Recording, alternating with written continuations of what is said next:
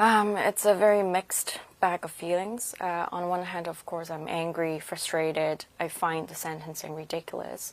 But on the other hand, sometimes it's also a relief to know we know how long we're expecting, because my dad has been kept in this limbo of not knowing how long the sentencing will be, how long this process will be.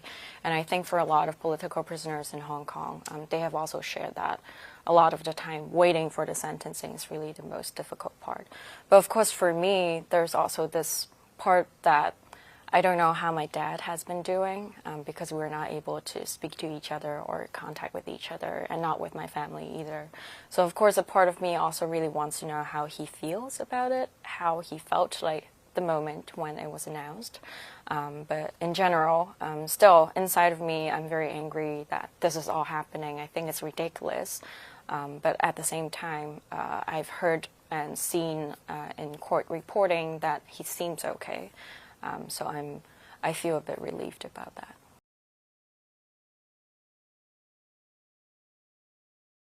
I think this case really shows how Hong Kong government is willing to use the judiciary court as a way to justify any of the political prosecution they want to make. And with this case, you see a lot of the evidence or like the arguments by the prosecution really don't add up. But really the judge wants to pin it down on my dad. And even in the judge's verdict and the document, he also said that part of the reason why he decided to jail my dad is because my dad's action would so-called lower the likelihood of me going back to Hong Kong to stand trial and to receive whatever punishment they want to hand out. And I think that's just ridiculous. Like, I've never intended to return to Hong Kong, and I don't know what kind of logic they're trying to make here, but it's very blatant that this is transnational repression. They're taking hostage of my father in the hopes of luring me back to Hong Kong, and I'm not going to let that happen.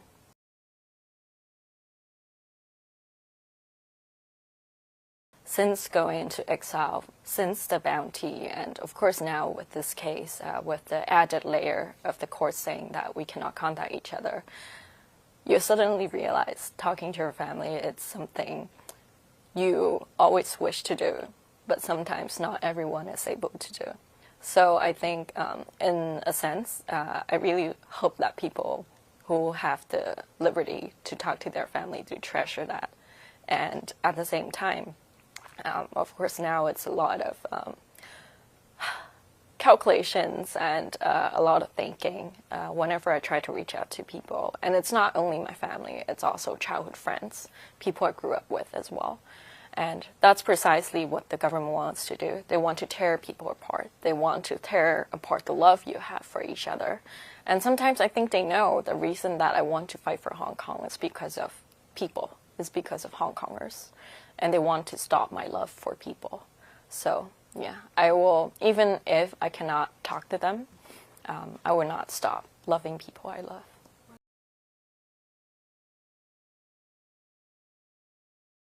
So for sure, the Hong Kong government and the propaganda machine really wants to put a lot of guilt on me. Every single day I wake up, I see social media, and there are a lot of comments and posts saying that, oh, it's because of you, your dad, 69-year-old father has to go through this.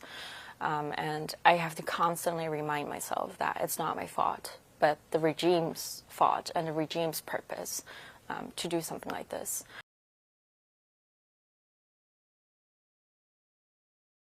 There are more than 1,900 political prisoners in Hong Kong.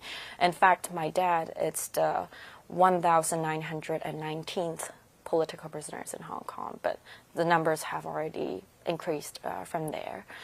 So the U.S. must be aware about that and must understand doing business with Hong Kong means helping them to whitewash human rights abuses and allowing them transnational repression that causes national security dangers here on American soil.